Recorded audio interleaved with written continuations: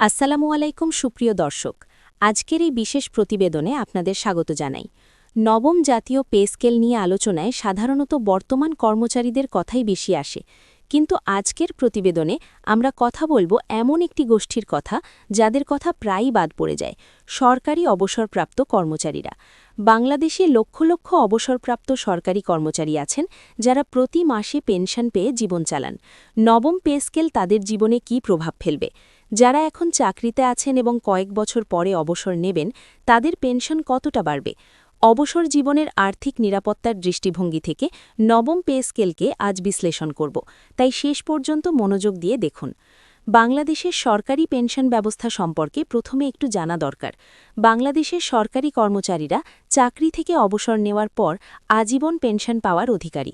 এই পেনশনের পরিমাণ নির্ভর করে শেষ বেতনের ওপর। সাধারণত শেষ মূল বেতনের একটি নির্দিষ্ট শতাংশ পেনশন হিসেবে নির্ধারিত হয়। এই ব্যবস্থায় একটি গুরুত্বপূর্ণ বিষয় হল, নতুন পে স্কেল কার্যকর হওয়ার পর যারা অবসর নেবেন তারা নতুন উচ্চতর বেতনের ভিত্তিতে পেনশন পাবেন।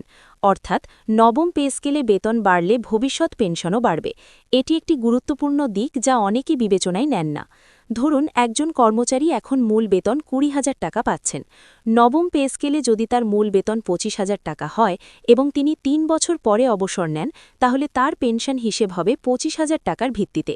পুরনো বেতনের ভিত্তিতে যে পেনশন পেতেন তার চেয়ে নতুন পেনশন উল্লেখযোগ্যভাবে বেশি হবে। এই পার্থক্যটি অবসর জীবনে একটি বড় পরিবর্তন আনবে। এখন আসা যাক বর্তমান অবসরপ্রাপ্তদের প্রসঙ্গে। বাংলাদেশে যারা ইতোমধ্যে অবসর নিয়েছেন এবং পেনশন পাচ্ছেন, তাদের পেনশন কি নতুন পে স্কেলে বাড়বে? এটি একটি জটিল প্রশ্ন। সরকারি নিয়ম অনুযায়ী নতুন পে স্কেল কার্যকর হলে অবসরপ্রাপ্তদের পেনশনেও একটি সমন্বয় করা হয়।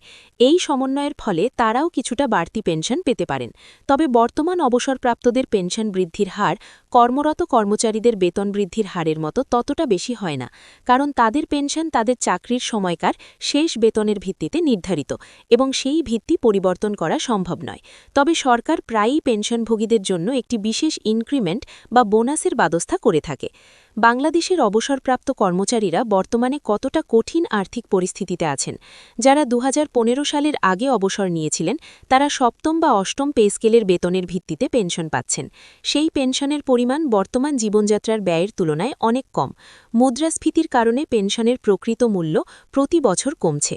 একজন অবসরপ্রাপ্ত তৃতীয় শ্রেণীর কর্মচারী যিনি ২০১০ সালে অবসর নিয়েছিলেন, তার পেনশন হয়তো ৪ থেকে ৫,০০০ টাকা। এই অর্থে বর্তমান বাজারে কিভাবে মাস চলে? ওষুধ, খাবার, বাড়ি ভাড়া সব মিলিয়ে ৪ থেকে ৫,০০০ টাকা একটি পরিবারের মাসিক ন্যূনতম খরচের ধারে কাছেও আসে না। এই মানুষগুলো পরিবারের সদস্যদের ওপর নির্ভর করে বেঁচে থাকেন, কারণ পেনশন দিয়ে চলা সম্ভব নয়। এই বাস্তবতার আলোকে নবম পে স্কেলে অবসরপ্রাপ্তদের জন্য কি কি বিষয় থাকা উচিত? বিশেষজ্ঞরা কয়েকটি সুপারিশ করেছেন। প্রথমত, সকল অবসরপ্রাপ্তদের পেনশন একটি ন্যূনতম সীমার নিচে যাতে না হয় সেটা নিশ্চিত করতে হবে। দ্বিতীয়ত, পেনশনের ওপর একটি বার্ষিক মুদ্রাস্ফীতি সমন্বয়ের ব্যবস্থা করতে হবে। তৃতীয়ত, অবসরপ্রাপ্তদের চিকিৎসা ভাতা নিশ্চিত করতে হবে। নবম পে স্কেলে এই বিষয়গুলো অন্তর্ভুক্ত হবে কিনা গ্যাজেট প্রকাশিত হলেই সেটা জানা যাবে। তবে আশা করা হচ্ছে চিকিৎসা ভাতা ৪,৫০০ টাকায় উন্নীত করার সিদ্ধান্ত অবসরপ্রাপ্তদের ক্ষেত্রেও প্রযোজ্য হবে। অবসরপ্রাপ্ত কর্মচারীদের সামাজিক মর্যাদার বিষয়টিও গুরুত্বপূর্ণ। বাংলাদেশের সমাজে একজন অবসরপ্রাপ্ত সরকারি কর্মচারীর সম্মান আছে, কিন্তু যখন তিনি আর্থিক সংকটে পড়েন, যখন সন্তানের কাছ থেকে সাহায্য নিতে হয়, তখন সেই মর্যাদা ক্ষুণ্ণ হয়। নবম পে স্কেলে পেনশন বৃদ্ধি এই মর্যাদার সংকট কমাতে সহায়তা করবে। আরেকটি গুরুত্বপূর্ণ বিষয় হল অবসরপ্রাপ্ত কর্মচারীদের পরিবারের কথা। যখন একজন অবসরপ্রাপ্ত কর্মচারী মারা যান, তখন তার স্ত্রী বা স্বামী পারিবারিক পেনশন পান। এই পারিবারিক পেনশনের পরিমাণ আরও কম হয়। একজন বিধবা বা বিপত্নিক যিনি স্বামী বা স্ত্রীর পেনশনের ওপর নির্ভরশীল, তার জন্য মাসিক কয়েক হাজার টাকার পেনশনে জীবন অনেক কঠিন। নবম পে স্কেলের পর যারা অবসর নেবেন তাদের পারিবারিক পেনশনও বেশি হবে। এটি ভবিষ্যৎ প্রজন্মের জন্য একটি ভালো সংবাদ। কিন্তু বর্তমানে যারা কম পারিবারিক পেনশন পাচ্ছেন তাদের জন্য একটি বিশেষ সমন্বয়ের কথা ভাবা উচিত। সরকারি পেনশন ব্যবস্থার দীর্ঘমেয়াদী টেকসইতার বিষয়টিও আলোচনায় আসা দরকার। বাংলাদেশে সরকারি কর্মচারীর সংখ্যা বাড়ছে, আয়ুষ্কাল বাড়ছে। বাড়ছে, তাই পেনশনভোগীর সংখ্যাও বাড়ছে।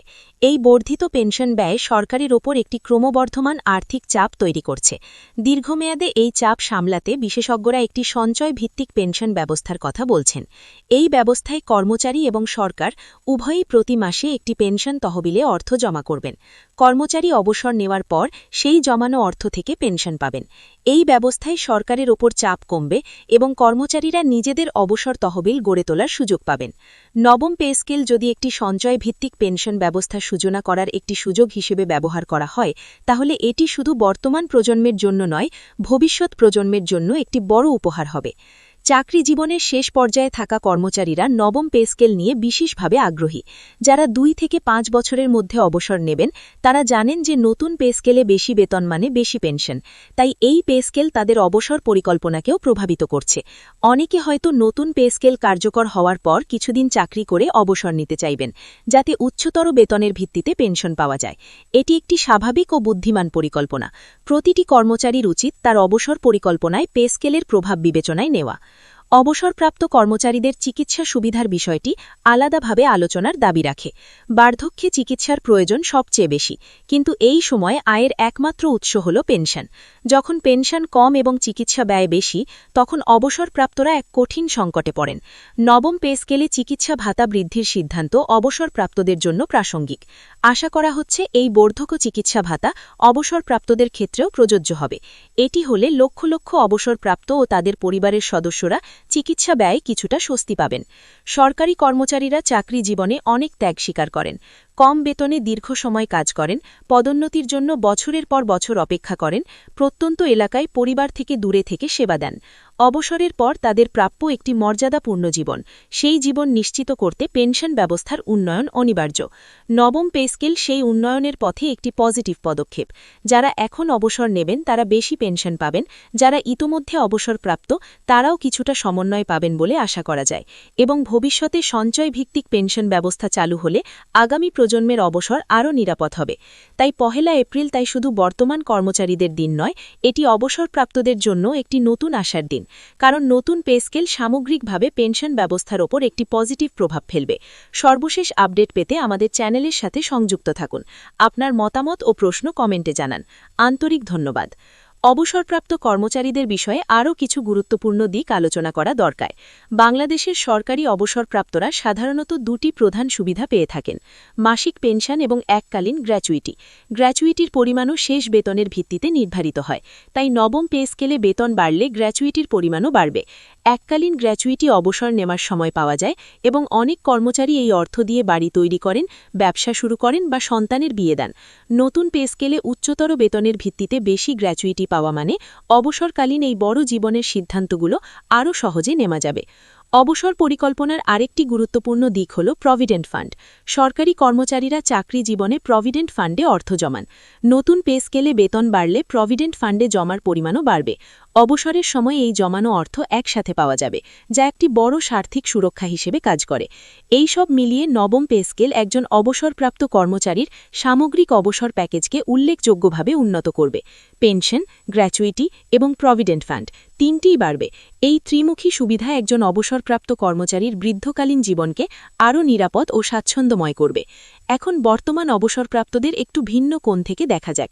যারা 2015 সালে বা তার আগে অবসর নিয়েছেন, তারা অষ্টম বা তার আগের পে স্কেলের বেতনের ভিত্তিতে পেনশন পাচ্ছেন। এই পেনশনের পরিমাণ বর্তমান জীবনযাত্রার ব্যয়ের তুলনায় অপ্রতুল।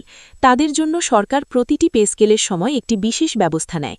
অষ্টম পে স্কেল কার্যকর হওয়ার পর যারা আগে থেকেই অবসরপ্রাপ্ত ছিলেন, তাদের পেনশনেও কিছুটা সমন্বয় করা হয়েছিল। নবম পে স্কেলেও এইরকম একটা ব্যবস্থা আশা করা যায়। গ্যাজেটে সম্ভবত পুরনো অবসরপ্রাপ্তদের জন্য একটি বিশেষ সমন্বয় থাকবে।